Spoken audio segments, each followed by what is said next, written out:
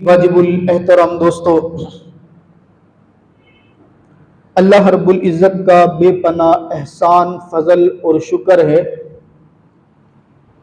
जिस रब्बे ज़ुल जलाल ने हमें रमज़ानुल मुबारक की इबादतें करने की तौफीक अता फरमाई। रमज़ानुल मुबारक के बाद हमें खुशियाँ ईद की सूरत में देखना नसीब फरमाई और आज शवालुल मुकर्रम का पहला जुमा मस्जिद के अंदर टाइम पे आकर पढ़ने और पढ़ाने की सआदत नसीब फरमाई। हज़रात मुहतरम, नेकियां करना बहुत बड़ा इनाम मेरे रब की जानिब से है। नेकियां करने की तौफीक मिल जाना ये मेरे अल्लाह का बहुत बड़ा इनाम है और एहसान है। नेकियां करने के बाद ज्यादा अहम बात यह है कि इंसान अपनी कोशिश के जरिए से नेकियों को बचा ले। नेकियों को बचाना यह बड़ा मुश्किल काम है। उमूमन होता ऐसे है, हम नेकियां कर तो लेते हैं, मेरा रब हमें सआदत और तौफीक देता है, लेकिन बाद के अंदर हम कोताहियां करके अपने सारे आमाल को जाया फरमा देते हैं और यूं समझ लें कि वो ठेला, वो जगह जहां हमने अपनी नेकियों को इकट्ठा किया होता है ना, अपनी कोताहियों की वजह से हम उसके अंदर आग लगा देते हैं, जो कि बहुत बड़ी खसारे वाली बात है। तो आज के खुतबा में थोड़ी सी गुफ्तगू हम यही करेंगे कि नेकियां करने के बाद उनको संभालना कैसे है। रमज़ान में अल्लाह ने हमें जो टूटी फूटी इबादत करने की तौफीक अता फरमाई, या यूं कह लें कि अल्लाह ने तो तौफीक ढेर सारी अता फरमाई थी, हमने टूटी फूटी इबादतें की हैं, हमसे हो नहीं पाई हैं। तो जो कर ली हैं हमने उनको बचाना कैसे है। कहीं ऐसा तो नहीं है कि एक चांद रात के अंदर ही हमने पूरे महीने का नूर चट कर दिया, जो थोड़ा बहुत बचा हुआ था वो ईद वाले दिन जाया कर दिया, जो मजीद बचा हुआ था वो हमारी प्लानिंग है कि अब इतनी छुट्टियां हैं तो मैंने यूं भी करना है, मैंने ये भी करना है।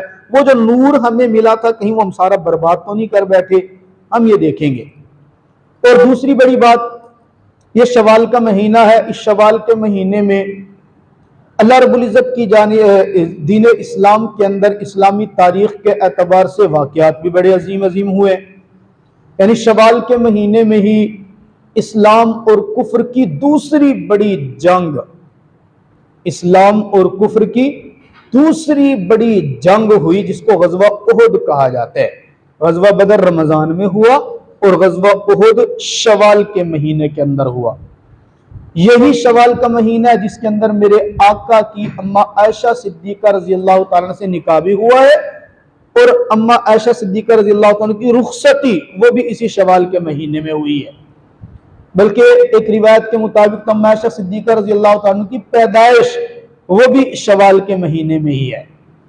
तो इस एतबार से अम्मा आयशा सिद्दीक़ा रज़ी अल्लाह तआला फरमाती थी, शवाल के महीने में रुखसती करना है बड़ा बाबरकत अमल है। इसकी वजह क्या थी वो भी एक बुरा पस मंजर है, इंशाअल्लाह वक़्त हुआ तो ये पूरी बात आपके सामने जिक्र करेंगे। बहरहाल सबसे पहले तो हम ये जिक्र कर रहे हैं, नेकियां करना अल्लाह की जानिब से ये इनाम था, हमने कर ली। अब नेकियों को बचाना कैसे है। सबसे पहली बात तो हम ये समझें कि नेकी है क्या। हमें हमारे मौलवी साहब, हमें हमारे मुल्ला, हमें हमारे खतीब, हमें हमारी दीनी किताबें, हमें अहदीस मुबारका में, हमें कुरान पाक के अंदर नेकियों का बड़ा तज़किरा मिलता है। आप फला काम करें आपकी नेकियां ये हैं, आप फला काम करेंगे तो आप कितनी नेकियां मिल जाएंगी, बढ़ जाएंगी। ये नेकी है क्या। समझाने के लिए हम कह सकते हैं कि नेकी ये दर हकीकत आखिरत की करेंसी है।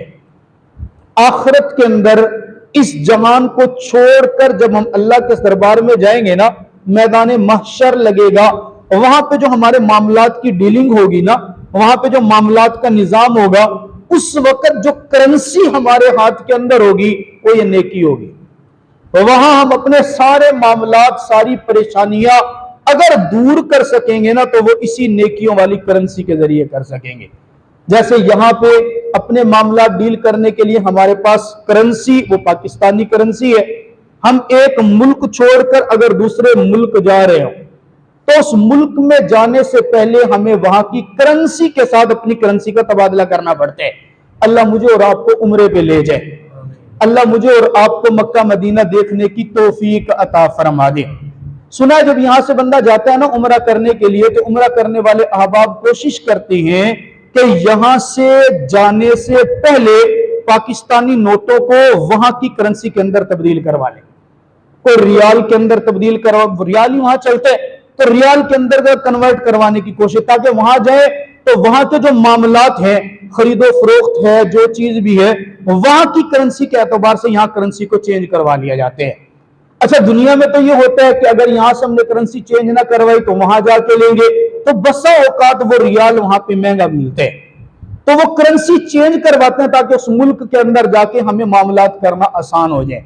इसी तरह कोई अगर दूसरे ममालिक के अंदर जा रहा है, वहां अगर डॉलर इस्तेमाल होता है या कोई और चीज इस्तेमाल होती है, तो जाने से पहले अपनी करेंसी को उस करेंसी में तब्दील करवाना पड़ता है। सेम इसी तरह जब हम ये दुनिया छोड़ करके अल्लाह के पास जाते हैं, पहली बात तो ये समझें कि अगर कोई बंदा ये समझता है कि मर गए तो सब कुछ खत्म हो गया, ये गलत है। ये निजाम ही नहीं है, जहान है, ये जहान छूटेगा तो दूसरा जहान आएगा। जब इस जहान के अंदर हम हैं, मामलात करने के लिए ये जहान वाली करेंसी जरूरी है। जब ये जहान छोड़ के हम दूसरे जहान के अंदर जाएंगे तो उस जहान में मामलात करने के लिए हमें उस जहान की करेंसी जरूरी है। आपने वो हदीस मुबारक के वाकयात नहीं सुने? एक बंदे के नाम आमाल के अंदर सारी नेकियां होंगी और 7 गुनाह भी होंगे। नेकियों को और गुनाहों का जब तकाबुल किया जाएगा ना, तो उसके पास एक नेकी कम पड़ रही होगी। एक नेकी फैसला होगा, ये एक नेकी का इंतजाम कर ले, तेरे लिए जन्नत का फैसला हो जाना है।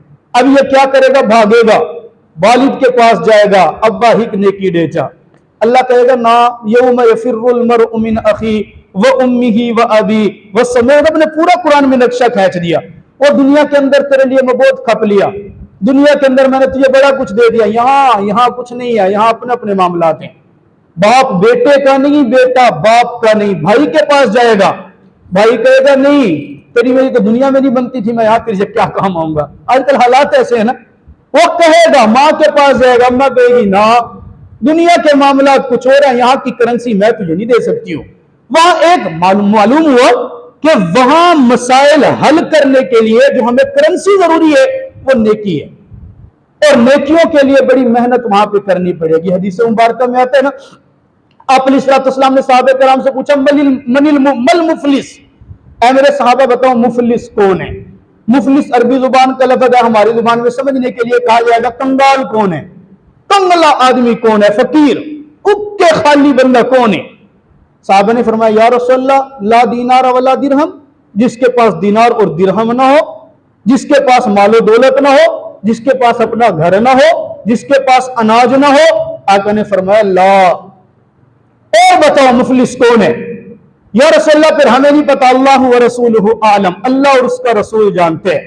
आका ने फरमाया मुफलिस वो है जब कल वो रब्बे जुल जलाल की दरबार में पहुंचेगा ना, तो उसके अकाउंट के अंदर, उसके नामे आमाल के अंदर ढेर सारी नेकियां मौजूद होंगी। उसके नामे आमाल के अंदर उस जहान की करेंसी बहुत ज्यादा होगी, लेकिन साथ साथ उसके जिम्मे हुकूक भी बड़े होंगे। किसी को गाली दी होगी, किसी को धक्का दिया होगा, किसी को ठुड्डा मारा होगा, किसी को कत्ल किया होगा, किसी का माल खाया होगा, किसी का हक दबाया होगा। अच्छा या रसूलल्लाह, फिर क्या? अल्लाह रब्बुल इज्जत के सामने वहां के मामलात जब होना शुरू होंगे ना, अल्लाह फरमाएंगे, अच्छा तूने इसको गाली दी, चल बदला दे। अब वहां तो बदला देने के लिए करेंसी सिर्फ नेकियां ही है। ये कहेगा अल्लाह, और तो मेरे पास कुछ नहीं है, मेरे नाम आमाल से नेकियां, इसको तो मामला सेटल करवाओ। अल्लाह ताला कहेंगे, अच्छा तूने इसका हक खाया था ना, इतनी नेकियां उठा के उसे दी, चल भाई तुझे इसके हक दबाने का बदला मिल गया, तू जा। दूसरा आएगा, या अल्लाह, इसने जिना मुझे फला मौके के ऊपर गालियां दी थी, अल्लाह इसकी नेकियां उठा के फिर उसके खाते में डाल देंगे। फिर तीसरा आएगा, या अल्लाह, इसने मेरी जमीन पे कब्जा किया था, अल्लाह फरमाएंगे ये वाली नेकियां उठाओ उधर डाल दो। अल्लाह, इसने गीबतें भी बड़ी की थी, अल्लाह फरमाएंगे ये नेकियां उठाओ, मामला होता रहेगा। एंड एंड के अंदर क्या होगा, हुकूक लेने वाले खड़े होंगे लेकिन इसकी करेंसी नेकियों वाली मुक चुकी होगी। अब रब ताला फरमाएंगे हाँ भाई अब क्या बनेगा, या अल्लाह अब नेकियां तो है नहीं, तू समझता है बेहतर क्या करना। अल्लाह फरमाएंगे चलो फिर अब मामला ही होगा कि जितने तूने लोगों के हुकूक दबाए ना, उन लोगों के गुनाह तेरे सर के ऊपर डालना शुरू कर देंगे। अब लोगों के गुनाह इसके सर के ऊपर डालेंगे। आका फरमाते हैं ये वो शख्स है जो रब्बे जुल जलाल की दरबार में आया था ढेर सारी नेकियां लेके, लेकिन वहां के मामलात जब हल होते रहे ना, नेकियां खत्म होती रही, बिल आखिर लोगों के गुनाह इसके ऊपर चढ़ने की वजह से इसके लिए जहन्नम का फैसला हो जाएगा। यह वो शख्स है जो मुफलिस करार दिया गया है। ये देखे, मैं वही अर्ज कर रहा हूं, नेकियां तो कमाई थी लेकिन नेकियों को बचा नहीं पाया। नेकियां कमाना जितना अहम है उससे ज्यादा अहम नेकियों को बचाना है। नेकियां कैसे बचानी है इसके लिए हमने समझ सीखना पड़ेगा। सूरह कहफ की आखिरी आयत मैंने तिलावत की, कुल हल नुनब्बिउकुम बिल अखसरीना अमाला।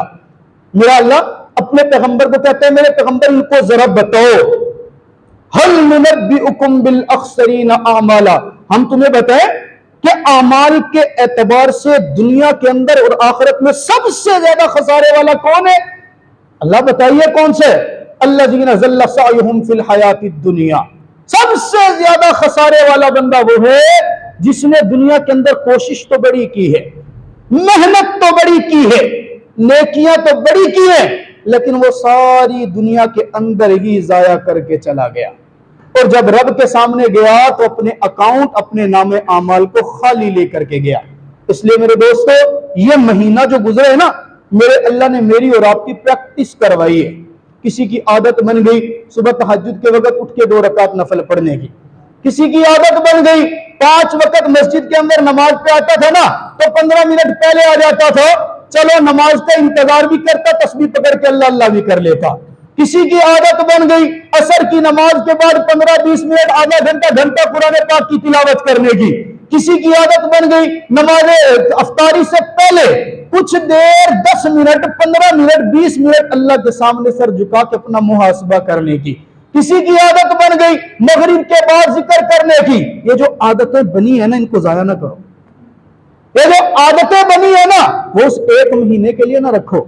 मेरे रब ने दर हकीकत वो महीना मुझे और आपको दिया था कि प्रैक्टिस करके हम उसको पूरे साल के अंदर लागू करें, पूरे साल के अंदर हम उसको चलाएं।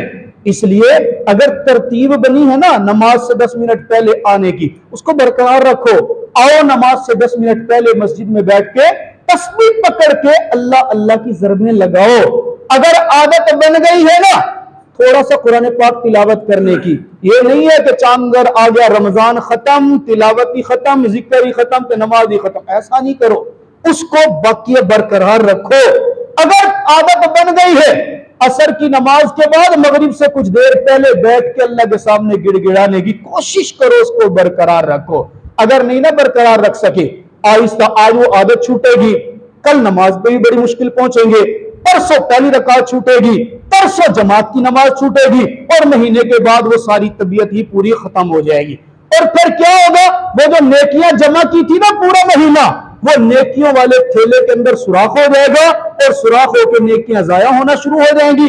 खुदा न खास्ता फिर ऐसा ना हो कि कल जब रब के दरबार में हम पहुंचे तो कहा जाए बंदा नेकियां तो बड़ी करके आया, अल्लाह इसने नेकियां तो बड़ी की लेकिन तेरे पास आने से पहले पहले सारी जाया करके आ गया, सारी जाया करके आ गया। फिर कहीं हमें भी मुफलिस का खिताब ना मिल जाए। इसलिए मेरे अल्लाह ने माह मुबारक जो दिया था तबीयतें बन गई, अब उन तबीयतों को बरकरार रखा जाए। लेकिन हमारे यहाँ होता क्या है, रमजान में अल्हम्दुलिल्लाह मस्जिद बड़ी आबाद होती है और अब फजर की नमाज में हम 4 ही बंदे होते हैं। रमजान के अंदर मगरिब की नमाज पे माशाल्लाह बंदे बड़े होते हैं और चांद नजर आने की देर होती है, बस ईद की खुशियों में ऐसे मगन हुए कि नमाजें भूल गई, ईद की खुशी में ऐसे मगन हुए कि कुरान को हाथ लगाना भूल गए, ईद की खुशी में ऐसे मगन हुए कि अब जिनाबे वाला हमारे पास मस्जिद में आने का वक्त ही नहीं है। खुदारा कोशिश कीजिए, मेरे रब ने जो नेमत अता की उसको जाया ना कीजिए। उसके साथ मैंने अर्ज किया ये माह मुबारक जो शवाल का महीना है, मेरे आका की प्यारी बीवी जनाब अम्मा आयशा सिद्दीका रजी अल्लाह ताला अन्हा वाहिद ऐसी बीवी है मेरे आका की जो मेरे आका के निकाह के अंदर कमारी आई है, और आई भी उस वक्त है जब मेरे आका की उम्र मुबारक गालिबन 50 साल के करीब है। जनाब अम्मा आयशा सिद्दीका रजी अल्लाह ताला का निकाह शवाल के महीने में होते, जब मेरे अम्मा आयशा सिद्दीका रजी अल्लाह ताला की उम्र मुबारक 6 साल की थी, और रुखसती जब होती है तो 9 साल की उम्र है। आप अंदाजा करें 6 साल की उम्र में निकाह हो रहे, 9 साल की उम्र में मेरे आका के साथ रुखसती होती है, और जब मेरे आका दुनिया से चले जाते हैं, दुनिया से जाने के बाद अकेली अम्मा आयशा सिद्दीका 47 साल दुनिया के अंदर रहकर मेरे आका के मिशन के ऊपर मेहनत करती चली गई हैं। गोया मेरे अल्लाह ने इतनी कम उम्र में निकाह करवाया, इतनी कम उम्र के अंदर रुखसती करवाई, सिर्फ इसलिए कि ये कच्ची उम्र थी। इस कच्ची उम्र में मेरे आका दुनिया से जाने से पहले इस अपनी बीवी की जहनी तरबियत कर लें, और दुनिया वालों को बताएं कि बेटे दीन का काम बहुत कर लेंगे, बेटों को दीन का काम करने की सलाहियत होती है, लेकिन आपकी बेटियां भी किसी से कम नहीं है। अपनी बेटियों को महज दुनिया के ऊपर न लगाना, अपनी बेटियों को महज घरदारी के ऊपर न लगाना, अपनी बेटियों को आटा गूंदना रोटी पकाना सिर्फ न सिखाना, बल्कि उनको साथ साथ रब के दीन की भी बाकायदा तौर पर तालीम देना। जनाब अम्मा आयशा सिद्दीका रज़ियल्लाहु ताला फरमाती है ना, मुझे बाकी बीवियों के ऊपर चंद चीजों में फजीलत हासिल है। वो कौन सी चंद चीजें? कहा मैं वाहिद वो औरत हूं जो अपने आका के निकाह के अंदर कमारी आई हूं, मैं वाहिद वो औरत हूं, मेरा बाप भी पैगंबर का सहाबी है, वो सिद्दीक है तो मैं सिद्दीका हूं, मैं वो वाहिद औरत हूं कि मेरा निकाह का जो अल्लाह ने निजाम बनाया वो जमीन पर नहीं बल्कि खुद आसमानों पर बनाया। मैं वाहिद वो औरत हूं कि निकाह के अंदर आने से पहले मेरे रब ने जनाब जिब्रील अमीन के जरिए से मेरी तस्वीर मेरे पैगंबर को ख्वाब के अंदर दिखाई। और इससे बड़ी फजीलत यह है, मैं वाहिद वो औरत हूं जब मेरे आका दुनिया से गए हैं, घर मेरा था, बाई मेरी थी, हुजरा मेरा था, सीना मेरा था, मेरे पैगंबर का सीना मुबारक, मेरे पैगंबर का सर मुबारक मेरे सीने के ऊपर था। आखिरी वक्त के अंदर जो मेरे आका के मुंह मुबारक में जो चीज गई है तो मुझे आयशा का लुआब गया है। और इससे बड़ी फजीलत की बात, क़यामत की सुबह तक जिस जगह पर मेरे पैगंबर आराम फरमा रहे हैं वो हुजरा भी मुझे आयशा सिद्दीका ही का है। ये आयशा सिद्दीका रज़ियल्लाहु ताला अन्हा इसी शवाल के महीने के अंदर मेरे आका के निकाह के अंदर आती हैं। छोटी सी थी, निकाह हो रहे, निकाह की तकरीब देखें। हमारे यहाँ जब शादियों का सिलसिला शुरू होना है, बड़ी धूमधाम की शादियां होनी है, लाखों रुपए उड़ा दिए जाने हैं। मेरे आका के निकाह का आलम देखे, मेरे आका तशरीफ लाए, आका आप अलैहिस्सलाम की बीवी फोती जनाब खदीजतुल कुबरा रज़ी अल्लाह, आका परेशान रहने लगे, गमगीन। बीवी की मोहब्बत में गमगीन होना यह भी सुन्नत है। फाल ऐसा नहीं है कि बीवी से मोहब्बत बंदा करे तो कोई दूसरा कहे रन मुरीद है, ना, मेरे पैगंबर की सुन्नत है, बीवियों से मोहब्बत करना इबादत है। और उनके चेहरे को देख के सुभान अल्लाह कहना भी बहुत बड़ी इबादत है। उनकी जरूरियात को पूरा करने के लिए अपने आप को खपाना, मेहनत करना, रिज़्क़ हलाल तलाश करके उनके लिए जरूरतें पूरी करना, यह भी बहुत बड़ी इबादत है। इंशाअल्लाह जिंदगी रही तो इस मौजू पे भी कभी तफसील से गुफ्तगू करेंगे। आप अलैहिस्सलाम को एक सहाबी आती है हज़रत खौला गालिबन, वो आके कहती है या रसूलल्लाह अब गमगीन है, आपका ना निकाह की तरतीब बना देते हैं। आप अलैहिस्सलाम पूछते हैं जी किसके साथ निकाह करेंगे? या रसूलल्लाह कमारी भी हैं और बेवा भी हैं। बेवा कहे तो सौदा बिन्त ज़मा मौजूद है रज़ी अल्लाह ताला अन्हा। कवारी अगर आपको पसंद है तो हजरत सिद्दीक की बेटी सिद्दीका अम्मा आयशा सिद्दीका रज़ी अल्लाह ताला अन्हा मौजूद हैं। आप अंदाजा करें हमारे माशरे में कोई सोच सकते है 50 साल का बंदा हो और 6 साल की लड़की हो? यहाँ तो 2 साल की लड़की को क्या है, ये तो बड़ी है, ये तो इससे बहुत बड़ा है। असल चीज क्या है? दीनदारी को देखना है। असल चीज क्या? आप अपनी बेटी का रिश्ता करते हुए, बेटे का रिश्ता करते हुए दीनदारी को मलहूज़े खातिर रखें। घराना ऐसा चुने जहां आपकी बच्ची और बच्चे के दीन के ऊपर हर्फ ना आए। आप अलैहिस्सलाम फरमाते हैं सिद्दीक के घर में निजाम चलाओ, बात करो, बात हो गई है, रिश्ता तय हो गया। आप अलैहिस्सलाम के निकाह की महफिल जब हुई, जनाब आयशा सिद्दीका रज़ियल्लाहु अन्हा फरमाते हैं मैं गुड़ियों से बड़ा खेलती थी। शादी के बाद, रुखसती के बाद भी घर के अंदर गुड़ियों से खेलती हैं, रुखसती के बाद भी। यहां तो ससुराल के अंदर कोई सोच सकता है गुड़िया के साथ खेलना। आप अलैहिस्सलाम बसा औकात घर के अंदर तशरीफ लाते ना, अम्मा आयशा सिद्दीक़ा रज़ियल्लाहु गुड़िया से खेल रही होती थी, सहेलियां भी साथ बैठी होती थी। आप अलैहिस्सलाम को देख के वो सहेलियां उठ के जाती, मेरे आका फरमाते बैठ जाओ खेल लो मेरी आयशा के साथ, जितनी देर खेलना आप खेलें। यानी उनकी मिजाज की कितनी रियायत की गई। उम्मत को बताया कि बीवियों के मिजाज की भी रियायत करनी है, सिर्फ हाकिम बन के उनके ऊपर हुक्म नहीं चलाना। आप अलैहिस्सलाम ने निकाह की महफिल फरमाती है, मैं गुड़िया के साथ खेल रही थी, मेरी वालदा आई, मुझे बाहर से पकड़ के लाई, पानी से मेरा मुंह ना हाथ भिगो के मुंह के ऊपर पानी के साथ ना वो साफ किया, मेरा चेहरा साफ करके मेरे बाल थोड़े से संवारे और मेरे सर के ऊपर दुपट्टा करके मुझे महफिल में पेश कर दिया। मुझे पता ही नहीं, जब महफिल में पेश किया, निजाम हुआ, खुतबा हुआ, इजाब कबूल, तब मुझे पता चला कि अच्छा मेरा तो पैगंबर के साथ निकाह भी हो चुका है। 3 साल के बाद जब रुखसती का मामला हुआ ना, आप अलैहिस्सलाम रुखसती के लिए तशरीफ लाते हैं। आप अलैहिस्सलाम घर के अंदर बैठे, अम्मा आयशा सिद्दीक़ा रज़ियल्लाहु अन्हा फरमाती है, मैं तब भी बाहर खेल रही थी, मुझे मेरी मां पकड़ के लाई, मुझे बिठाया और बिठा करके आका की ज़ियाफत के लिए दूध का प्याला पेश किया गया। आप अलैहिस्सलाम ने वो दूध का प्याला पिया, आधा दूध पिया, आधा बचा दिया और बचा करके अम्मा आयशा सिद्दीक़ा के सामने पेश किया, आयशा पियो। आयशा फरमाती है, मैं चूंकि कंवारी थी, मैं हिजाब के अंदर, मैंने शर्म से कहा नहीं मैं नहीं पीती। मेरे साथ मेरी सहेली बैठी हुई, उसने कोहनी मार के कहा, आयशा पैगंबर तबर्रुक दे रहे हो, तबर्रुक को वापिस नहीं किया जाता। यूं मेरे आका की पहली ज़ियाफत दूध के से पहला मौके कि मेरे आका अपना बचा हुआ दूध आयशा को दे रहे हैं।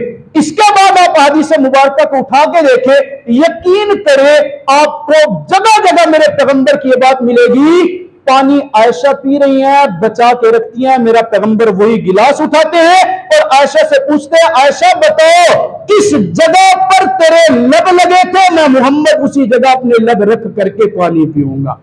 अम्मा आयशा सिद्दीक़ा गोश्त खाती हैं, हड्डी उठाती हैं, अपने दंदान मुबारक से गोश्त को तोड़ती हैं, गोश्त को तोड़ के दोबारा खाने के लिए कोशिश करती है। आका फरमाता है, ऐसा ये मुझे दे दो, ये मोहब्बत का आलम है। जी या रसूलल्लाह, आप ले लीजिए, बताओ कहां से आपने दांतों से गोश्त नोचे।